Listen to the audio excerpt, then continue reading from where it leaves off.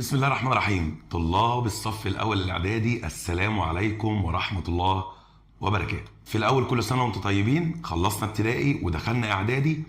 أعرفك بيا، أنا مصطفى الشيمي، معلم أول ألف رياضيات. أكون معاك إن شاء الله طول السنة. أكيد أنت ما كنتش تعرفني لأن مش بدي ابتدائي. هنبدأ إن شاء الله مع بعض إعدادي لغاية بإذن الله لو ربنا اداني العمر لغاية ثالثة سنة. في البداية مش عايزك تقلق من الرياضيات ولا تخاف منها خالص. ان شاء الله هنكون مع بعض خطوة خطوة في كل الدروس، من اول درس في المنهج لغاية اخر درس في المنهج باذن الله، بالمراجعات، بمراجعة ليلة الامتحان. مش هسيبك غير وانت مطمن ان انت باذن الله ضامن الدرجة النهائية، كأنك وانت بتتفرج على اليوتيوب بتاخد درس خصوصي عندي او عند غيري او عند اللي احسن مني كمان. في اي وقت يا شباب في المنهج ان شاء الله اي سؤال يقف معاك ابعتهولي في التعليقات، وفي اي وقت عينيا ليك هرد عليك ان شاء الله بشرح تفصيلي لاي سؤال ولاي حد باذن الله. نبدا على بركه الله كده، واول درس عشان ما اطولش عليك اسمه التناسب. ايه هو التناسب؟ احنا كنا خدنا فكره في ابتدائي كده عن حاجه اسمها النسبه.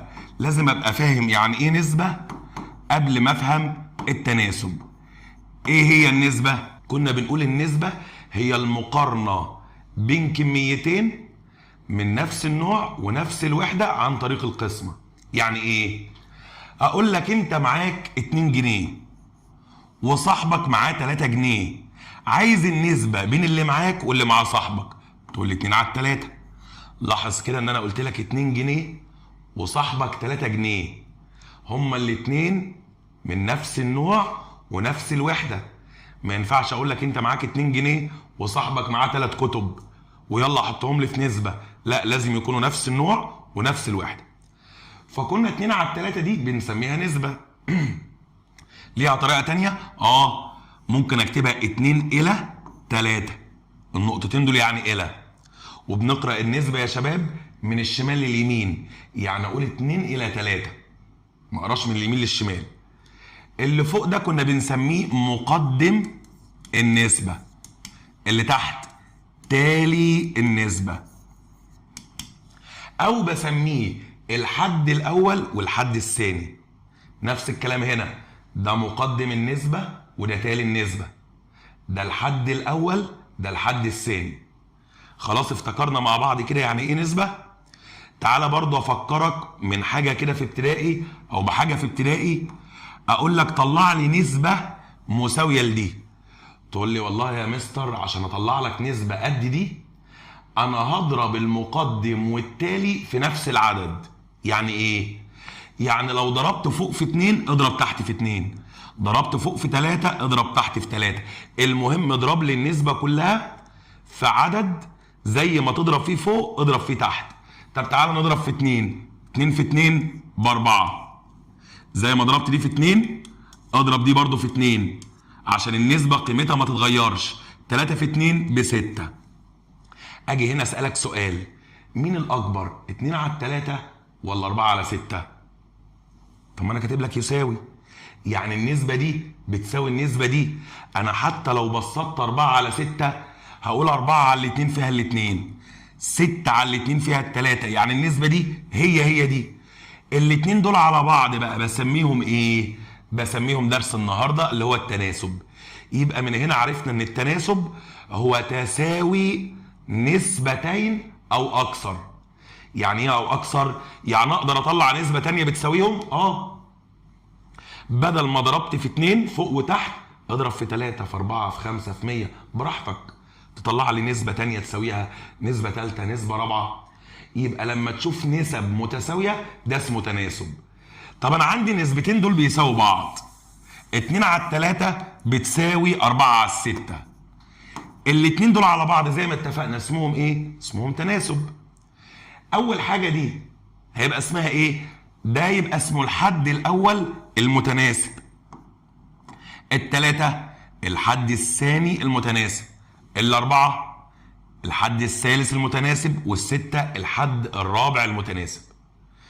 طب عايز يا مستر لما اشوف نسبتين اقول عليهم امتى في بينهم وبين بعض تناسب وامتى اقول لا دول مفيش تناسب؟ هنا هنيجي بقى لأهم خاصية في التناسب. ايه هي الخاصية دي؟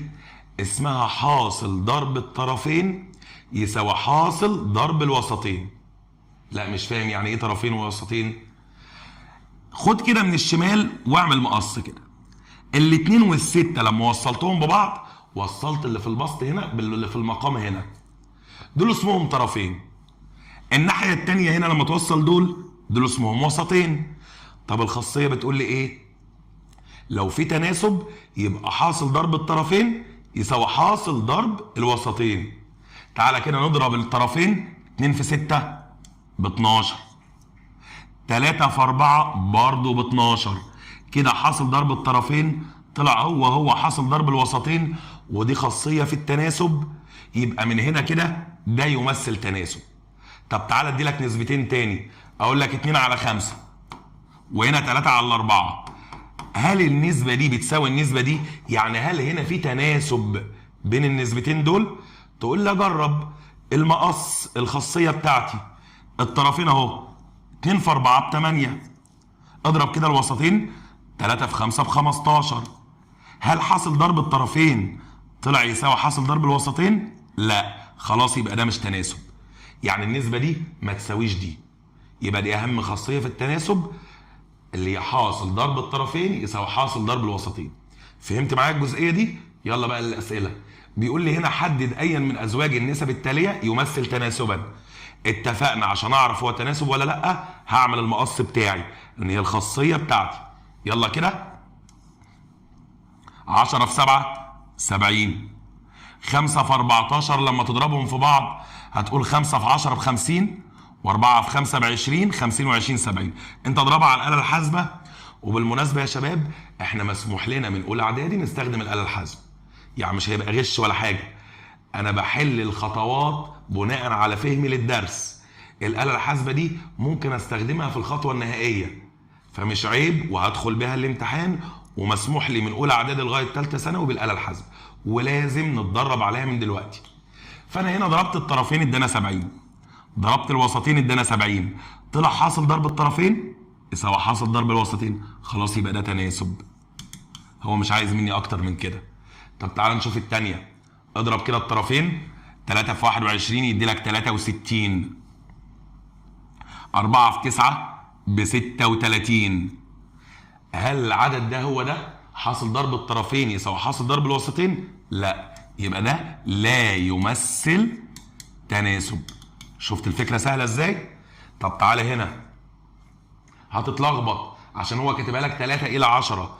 ما احنا اتفقنا النسبة لها صورتين، يا اما اقول 3 على 10 او 3 إلى 10. عشان ما تلخبطش اهي 2 على 5 زي ما هي. 3 إلى 10 انا هخليها 3 على 10. اعمل المقص بتاعك كده. 2 في 10 ب 20. 3 في 5 ب 15.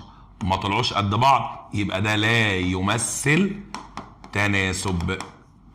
نشوف نوعية أسئلة تاني. بيقول لي في كل مما يأتي هل الكميات متناسبة؟ إذا كانت متناسبة اكتب التناسب. طيب تعالى أقول لك كده على فكرة بسيطة. لما احنا قلنا 2 على 3 بتساوي 4 على 6، ده تناسب؟ تناسب. لما نضرب الطرفين هيدينا 12، الوسطين هيدينا 12. طيب ممكن نكتب النسب دي ازاي او الكميات دي ازاي؟ اقول له كده 2 و3 و4 و6 دول متناسبين. خدتهم بالترتيب يا شباب. 1 2 3 4. الاول المتناسب، الثاني المتناسب، الثالث المتناسب، الرابع المتناسب. 2 و3 و4 و6 دول كميات متناسبة. طب لو هو مديهولي بالشكل ده وقال لي ان دي كميات متناسبة، اقول له خلاص يبقى الاول على الثاني يساوي الثالث على الرابع. 2 على 3 يساوي 4 على 6. طب انا عايز اوصل لايه من الكلام ده؟ عايز اوصل كده مع بعض. احنا قلنا على دول طرفين وقلنا على دول وسطين. طب لو مكتوبة بالشكل ده من غير ما اعملهم كده واوفر وقت، اعرف مين الطرفين ومين الوسطين؟ الطرفين بمنتهى البساطة اللي على الطرف، الاتنين والستة. الوسطين من اسمها وسطين، يعني اللي في النص، التلاتة والاربعة. فانت لو جايب لي السؤال بالشكل ده بتقول لي هل الكميات متناسبه؟ اقول لك والله هناخد اللي على الطرف، دول الطرفين هضربهم في بعض. 5 في 24 هنقول هنا 5 في 20 ب 100 و4 في 5 ب 20 يعني يدينا 120. اضربها على الآلة الحاسبة يدي لك 120. اضرب كده الوسطين يعني اللي في النص. 8 في 15 الوسطين دول 10 في 8 ب 80 وهنا 40 يعني يدينا برضو 120. طلع حاصل ضرب الطرفين 120. حاصل ضرب الوسطين برضو 120. تناسب ده ولا لا؟ اه تناسب. حقق لي كده الخاصيه. طب هو بيقول لي اذا كانت متناسبه اكتب التناسب. احنا اتفقنا التناسب اكتبه كده بالترتيب، الاول على الثاني يساوي الثالث على الرابع. يبقى كده يلا نكتب له تناسب. دي كميات متناسبه.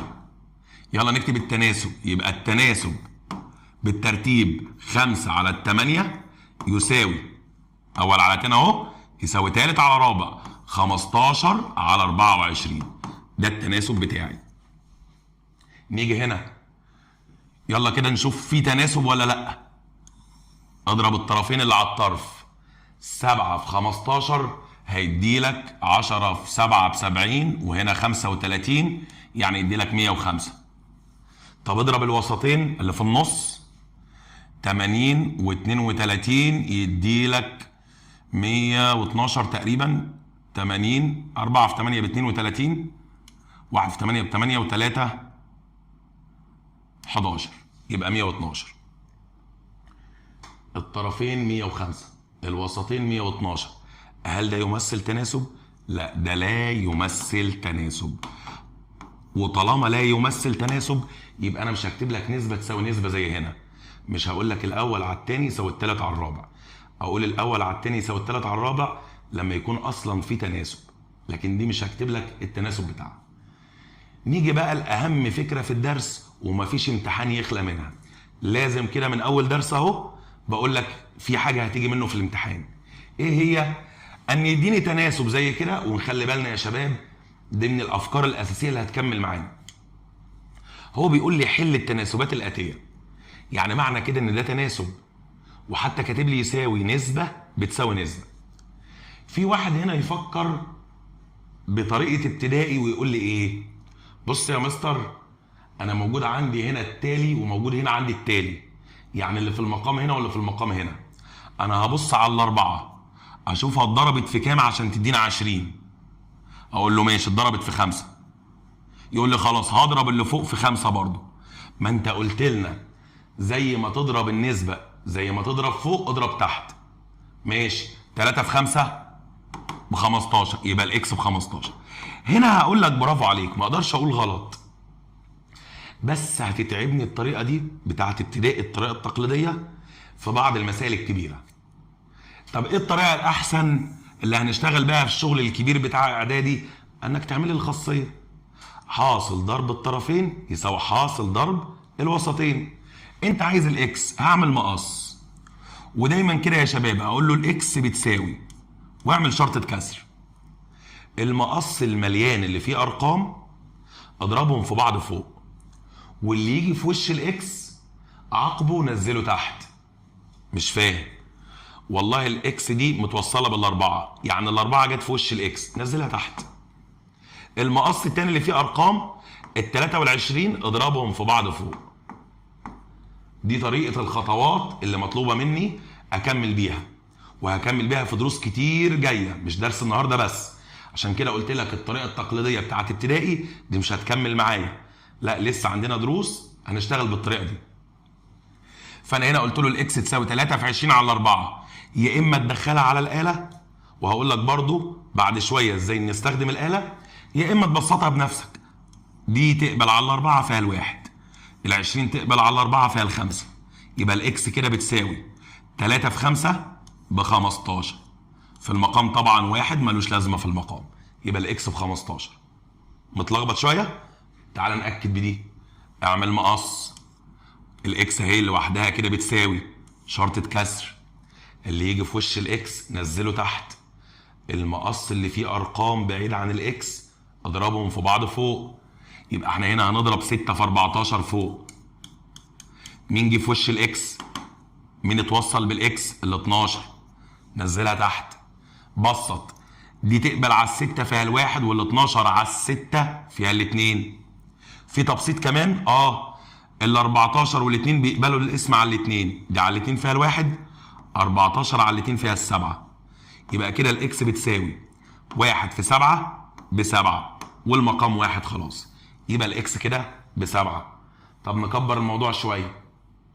جايبها لي هنا بطريقه حاجه الى حاجه، النسبه الصوره الثانيه بتاعت النسبه. بيقول لي 7 الى 8 بتساوي 21 الى ام. انت عشان ما تتلخبطش خليها لي كده في صوره كسريه، بسط على مقام مقدم على تالي. هتقول لي 7 على 8 بتساوي 21 على ام. وبرده مقص، طالما انت عايز الام قول لي الام تساوي شرطة كسر، اللي يجي في وش الام نزله تحت. المقص التاني اللي فيه ارقام ما فيهوش مجهول، مجهول يعني زي الام دي او الاكس، اضربهم في بعض فوق، ان هي 8 في 21. يلا بسط. دي على السبعة فيها الواحد، 21 على السبعة فيها التلاتة، يبقى الام بتساوي 3 في 8 ب 24. نشوف هنا في المسألة دي المجهول بتاعي اللي هو عايزه عشان احل التناسب هو الكي، بس خلي بالك الكي مجموع معاها حد. يبقى لما تيجي تقول لي او تحل المسألة دي ما تقوليش كي تساوي، لا قول لي كي زائد واحد على بعضها كده، كي زائد واحد بتساوي، واعمل برضو شرطة كسر. اللي متوصلة بالكي اللي قصاد الكي التلاتة تنزل تحت. المقص المليان 5 في 9. وكمل مسألتك برضو كي زائد واحد بتساوي، بسط هنا كده، دي على التلاتة فيها الواحد، و9 على التلاتة فيها التلاتة، باقي لي 5 في 3 ب 15. احنا كده كده في المنهج السنة دي هناخد المعادلات بالتفصيل بكل افكارها، بس هدي لك فكرة مبسطة عنها ويمكن تكون خدتها في ابتدائي. كنا بنقول ايه في ابتدائي او هنقول ايه السنة دي؟ في المعادلات انا بخلص من الجمع بالطرح، وبخلص من الطرح بالجمع، وبخلص من الضرب بالقسمة، ومن القسمة بالضرب. حد فاهم حاجة؟ لا. طب خلينا في الجمع ده. انا عايز اخلص من الموجب واحد ده واديه الناحية التانية بعكس اشارته. يعني ايه اشارته دي؟ الاشارات اللي اقصد بيها الموجب والسالب. بنقول كده دايما اللي يطلع من حارته تتغير اشارته. يعني ايه؟ الزائد واحد ده هو هنا قبل يساوي على شمال يساوي، انا عايز اوديه على يمين يساوي، كده يبقى طلع من حارته. فاللي يطلع من حارته تتغير اشارته، لان انا عايز الكي لوحدها بتساوي. ال 15 هنا صاحبة المكان، الموجب واحد وديه هنا سالب واحد، غيرت اشارته اهو، كان زائد واحد وديته ناقص واحد، يبقى الكي بتساوي 15 ناقص واحد 14. نأكد بالسؤال ده عشان يبقى فيه معادلة برضو. اعمل المقص بتاعك، ال المجهول اللي هو عايزه لوحدها ولا معاها حد؟ لا معاها حد، نزلها هي والحد اللي معاها، ال ناقص 3 بتساوي شرطة الكسر الجميلة بتاعتنا. المقص المليان اللي فيه ارقام بعيدة عن ال هي 5 في 12، اللي يجي في وش ال اللي في وش ال ناقص 3 هو الاربعة، تنزل تحت. دي 12، 5 في 12. يلا بسط. دي على الاربعة فيها الواحد، 12 على الاربعة فيها التلاتة. هتقول له كده يبقى ال ناقص 3 على بعضها بتساوي 5 في 3 ب 15. يلا بقى نحل معادلة، يعني اطلع قيمة ال او المجهول اللي هو مديهولي لوحده. بنقول اللي يطلع من حارته تتغير اشارته، يعني انا هخلي ال لوحدها اهو، دي صاحبة المكان مش هتتحرك من مكانها، هتنزل بنفس اشارتها. دي سالب 3 عايز اوديها الناحية التانية، اغير اشارتها، اجيبها هنا موجب 3، يبقى ال بتساوي 15 زائد 3 18. عايز تجرب انت صح ولا غلط؟ هنا ال ناقص 3، انا طلعت ال ب 18، عوض عن ال ب 18. 18 ناقص 3 يدينا 15، يبقى كده مسألتي هتبقى 15 على 12 بتساوي 5 على 4. روح اعمل المقص، هتلاقي حاصل ضرب الطرفين يساوي حاصل ضرب الوسطين. دول 4 في 15 ب 60 و5 في 12 ب 60، يبقى انا كده صح والال فعلا ب 18. طيب نيجي بقى لفكره مساله مقاليه. نحل المسائل المقاليه دي ازاي؟ عايزين نتفق مع بعض على حاجه. اول ما ادي لك 3 اعداد وعايز الرابع، يبقى ده زي المسائل اللي فاتت. ده ايه ده؟ ده تناسب. اديتك 3 اعداد وعايز الرابع، يبقى ده تناسب. فنروح للمساله دي، ما تتخضش من شكلها كده. قسم مسألتك لجزئين. اول جزء انا بقول لك ايه؟ اشترى عمر 8 تفاحات بمبلغ 60 جنيه. انت عندك حاجتين دلوقتي، 8 تفاحات بمبلغ 60 جنيه. ال8 تفاحات دول بيمثلوا ايه؟ والله دول عدد التفاح. خلاص اكتب لي هنا عدد التفاح اهو، عدد التفاح. احلها لك بطريقتين. الى ال 60 جنيه ده السعر او الثمن، سميه زي ما انت عايز. واكتب لي اول جمله، هو اشترى 8 تفاحات، يبقى تحت عدد التفاح هكتب 8، سعرهم 60 جنيه. دي الجمله الاولى، اشترى عمر 8 تفاحات بمبلغ 60 جنيه. تعالى بقى في المطلوب، بيقول لي كم تفاحه من نفس النوع يمكن ان يشتريها بمبلغ 105 جنيهات. انا مدي لك ايه؟ مديني 105 جنيهات. طب جنيهات ده سعر ولا عدد تفاح؟ لا ده سعر، اكتبها تحت السعر 105. طب انت بتسالني على ايه؟ بقول لك كم تفاحه، يعني بسالك على عدد التفاح، يبقى تحت عدد التفاح سميها لي اكس، سميها واي، سميها علامه استفهام براحتك. تاني يا شباب، انا عندي جملتين، مدي لك جمله كامله وجمله تانيه ناقص فيها حد. الجمله الكامله ان انا بقول لك اشترى 8 تفاحات بمبلغ 60 جنيه، عدد التفاح 8، السعر 60، يبقى 8 الى 60. الجمله الثانيه بسالك على حاجه ومدي لك حاجه، بقول لك كام تفاحه، ما اعرفش عدد التفاح، كتبت تحته اكس.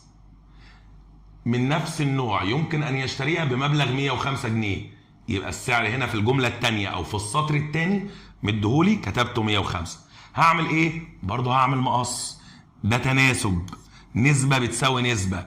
تقول لي الاكس بتساوي، الاكس ان هي مين؟ عدد التفاحات، يساوي المقص المليان اللي بعيد عن الاكس 8 في 105 على اللي في وش الاكس زي ما متفقين ينزل تحت. يبقى انا كده حليت المساله بمنتهى السهوله. تعالى بقى اقول لك تكتبها ازاي على الاله الحاسبه لو مساله كبيره زي كده. هنجيب الاله الحاسبه بتاعتنا بالشكل ده. انا عندي دلوقتي كسر في فوق 8 في 105 تحت 60. عندك في الاله الحاسبه بتاعتك ان هي العلميه ايا كان نوعها شرطه كسر بالشكل ده. انا عندي هنا مكتوب اكس على واي، هتلاقي عندك مكتوب مثلا مربعين كده فوق بعض، هي دي شرطه الكسر وهتلاقيها في نفس المكان. اكتب شرطه الكسر دي واكتب اللي فوق 8 في 105، هكتب 8 في 105. هنزل تحت بالسهم بتاع الاله الحاسبه واكتب تحت ال60، هكتب هنا 60. الاله هتطلع لي 14، يبقى اقول له عدد التفاحات 14 تفاحه. بمنتهى السهوله. واحد تاني عايز يعملها بطريقه تانيه بدل ما يكتب الكلام ده، بس انا شايف الطريقه دي منظمه اكتر. عايز يكتبها بشرطه كسر براحتك. انت عندك 8 تفاحات بمبلغ 60، اكتب لي 8 على 60 بتساوي، وافتكر كده ان ال8 دي هي عدد التفاح وال60 المبلغ.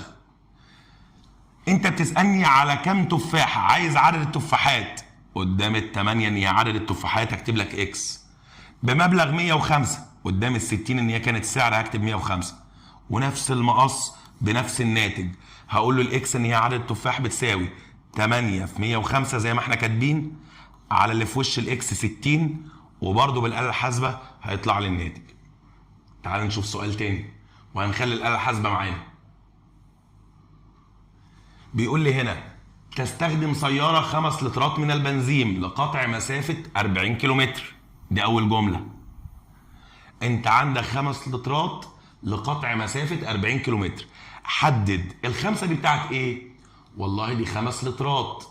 يعني ايه 5 لترات؟ يعني ده عدد اللترات، هحددها اهو الى عشان تقطع مسافة 40 كيلومتر، يعني ال 40 دي المسافة، يبقى هنا هكتب المسافة، ويلا اكتب هنا تحت عدد اللترات 5. المسافة بتاعتك 40.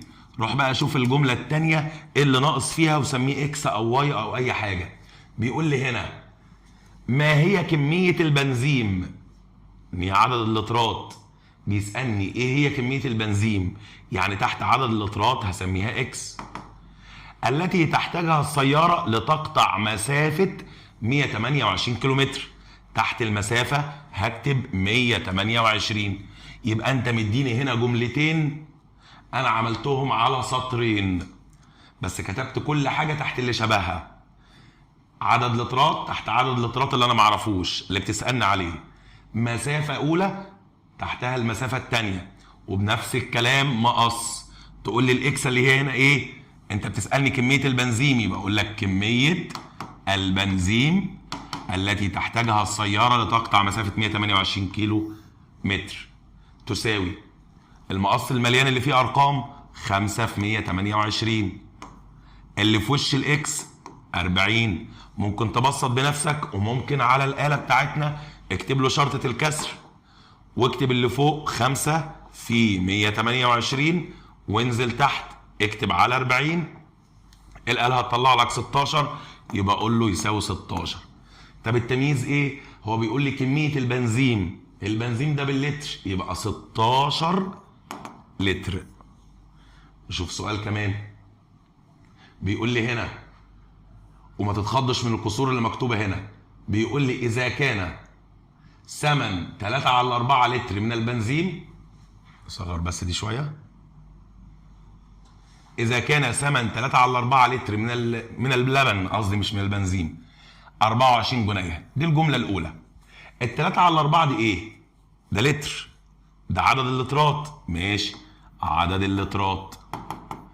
إلى 24 جنيه ده إيه؟ ده السعر. فالراجل في أول جملة بيقول لي 3/4 لتر، عدد لترات 3/4، مش مكملة لتر يعني، سعرهم 24 جنيه. الجملة الثانية فما ثمن، بيسألنا على الثمن، على السعر، يبقى تحت السعر هكتب اكس. طب ثمن ايه؟ ثمن 1.3/4 لتر، يبقى هنا تحت عدد لترات في الجملة الثانية 1.3/4. حابب ترفع الكسر هنا وتخلص من الواحد الصحيح، ماشي. حابب تكتبها كلها على الآلة برضو ماشي. انا هنا هعمل مقص برضو، هقول له الاكس اللي هي انت بتسألني عليها ايه؟ فما ثمن، يبقى الثمن يساوي من المقص المليان اللي بعيد عن الاكس هو ده 1.3/4 في 24. مين اللي جه في وش الاكس؟ ال3/4، تنزل تحت. اعمل ايه؟ دخلها على الآلة او بسطها بنفسك، بس عشان اعلمك ازاي تكتب الكسور دي انا هعمل اول شرطة كسر. هكتب فوق 1.3/4. لا ده اكتبها ازاي دي؟ انا عارف ان انا بكتب شرطة الكسر ازاي، بس اكتب عدد صحيح وكسر ازاي؟ هتكتب شيفت وعلامة الكسر، فاداني كده عدد صحيح وكسر. هكتب مكان العدد الصحيح 1 واروح بالسهم كده يمين واكتب 3/4 فوق 3 تحت 4، وروح بعيد كده. هي مش جايباها هنا الآلة، طيب نشيلها خالص اهو. 1.3/4 خليها في الاخر. انا هكتب 24 في شيفت كسر. طبعا الآلة اللي معاك هتكون اسهل في الاستخدام من دي. 1.3/4، 1 وروح يمين 3 وانزل تحت واكتب 4. تحت 3/4 انزل تحت بالسهم واعمل كمان شرطة كسر عشان هكتب 3 على ال4. بمنتهى البساطة كده الآلة طلعت لي كام؟ 56. يبقى اقول له 56. التمييز ايه؟ بيقول لي فما ثمن، بيسأل على الثمن او السعر، يبقى التمييز زي ما مديني تمييز الثمن هنا جنيه يبقى 56 جنيه. نشوف فكرة تانية، والفكرة دي يا شباب مش هتجيلك في الامتحان يقول لك ارسم بيانية. خدها كده على ضمانتي، مش هيجيلك في اولى اعدادي يقول لك ارسم لي التناسب بياني. طب ايه المطلوب مني؟ ان انا ابقى فاهمها بس. عشان كده جايب لك المساله والرسم بتاعها. الخلاصه بتاعتها، امتى اعرف ان الجدول ده يمثل تناسب او لا يمثل تناسب؟ يمثل تناسب لو احنا رحنا مثلناها بيانيا لقينا كل النقط على نفس الاستقامه، على خط واحد. يعني نقطه كده، نقطه كده، نقطه كده، نقطه كده، كلهم على نفس الاستقامه. ده اول شرط. طب لقيت نقطه كده ونقطه كده ونقطه هنا، هل دول على نفس الاستقامه لما توصلهم؟ لا. يبقى اول شرط لازم يكون النقط كلها على نفس الاستقامه، نوصلهم بخط واحد كده. طب الشرط الثاني ان الخط ده يمر بنقطه الاصل. مين هي نقطه الاصل؟ ان هي صفر وصفر اللي هنا دي. فانا هنا مدي لك الجدول ده، المسافات المقطوعه. هو بيقول لي حدد ما اذا كانت المسافه بالكيلومتر متناسبه مع الزمن بالساعه ولا لا. يعني في تناسب ولا ما فيش تناسب من الرسم البياني. فهنا في الرسم البياني المفروض هنا بكتب الزمن 0 1 2 3 4 5، والمسافه المقطوعه هنمشي كل مره هنزود بنفس النمط عشان يكفي الارقام دي. فهنا زودنا كل مره 70 70 140 210 280، نزود كمان 70 يدينا 350. رحنا مثلنا الكلام ده لما كانت المسافه بالزمن ساعه، او لما كان الزمن بالساعه واحد، كانت المسافه بالكيلومتر 70. فوق الواحد وقصاد ال70 عملنا نقطه. لما كان الزمن 2 بقت 140، فوق ال2 وقصاد ال140 عملنا نقطه. وهكذا. التلاته 210، فوق التلاته وقصاد ال210 هنا عملنا نقطه. الاربعه 280، فوق الاربعه وقصاد ال280 عملنا نقطه. وصلنا دول كده ببعض، لقينا حقق لي الشرط ان النقط كلها طلعت على نفس الاستقامه، وكمان مر بنقطه الاصل. واحد يقول لي ما مرش. ما احنا هنا دي هنوصل كانه خط مستقيم بيعدي كده. طالما مر بنقطه الاصل ان هي صفر وصفر والنقط كلها على نفس الاستقامه، يبقى ده يمثل تناسب، ونقول له المسافه بالكيلومتر تتناسب مع الزمن بالساعه. انا ما حبيتش اجيب لك رسم بياني من الاول وادخلك في حوارات الرسم البياني، لان مش مطلوبه منك في الامتحان. كل اللي مطلوب منك، او حتى مش مطلوب منك تاسيسيا للسنه دي، اللي مطلوب منك ان انا اجيب لك الشكل كده واقول لك ده تناسب ولا لا. مر بنقطه الاصل والنقط كلها على نفس الاستقامه يبقى تناسب. اختل شرط من الاثنين دول ما يبقاش تناسب. زي هنا لما رسم لي الكلام ده 1 80، فوق الواحد وقصاد ال80 عملنا نقطه. 2 كانت 100، فوق ال2 وقصاد ال100 عملنا نقطه. هنا عملنا نقطه هنا، وهنا نقطه هنا. هل لما اوصل دول، لو وصلت دول كده بالشكل ده، هل ادانا خط مستقيم؟ لا. يبقى خلاص شرط اختل، يبقى لا يمثل تناسب، وبيقول لي المسافه بالكيلومتر لا تتناسب مع الزمن بالساعه. يبقى الخلاصه تعرف بس كده، التناسب يمر بنقطه الاصل والنقط كلها اللي هنمثلها تبقى على نفس الاستقامه. نيجي بقى في الصفحه دي، وانا جايب لك الاسئله دي عشان السؤالين دول بيلخبطوا ناس كتير، وعارف ان انت ممكن تكون بتتفرج على الفيديو عشان دول وقفوا معاك. اول واحده دي سهله، انت مديني هنا 3 ارقام وعايز الرابع، اسميه اكس واعمل مقص. اقول له يبقى الاكس اللي انا عايزها او النقط دي بتساوي المقص المليان 12 في 12، اللي في وش الاكس 18. بسطها او دخلها على الاله، دي على ال6 فيها ال2، دي على ال6 فيها ال3، دي على ال3 فيها ال1، دي على ال3 فيها ال4. يبقى الاكس بتساوي 2 في 4 ب8 والمقام 1. نيجي بقى للاثنين دول اللي بيحيروا الناس مع انهم اسهل منهم مفيش. انت مديني هنا نسبه 6 على 8 بتساوي نقط على نقط. ايه الاجابه الصحيحه بتاعتها؟ والله ليها اكتر من مليون اجابه، يعني لها اجابات كتير. انا هطلع اجابه وانت اجابه وده اجابه وده اجابه كلنا صح. لا ازاي؟ مش انا مدي لك نسبه اهو 6 على 8؟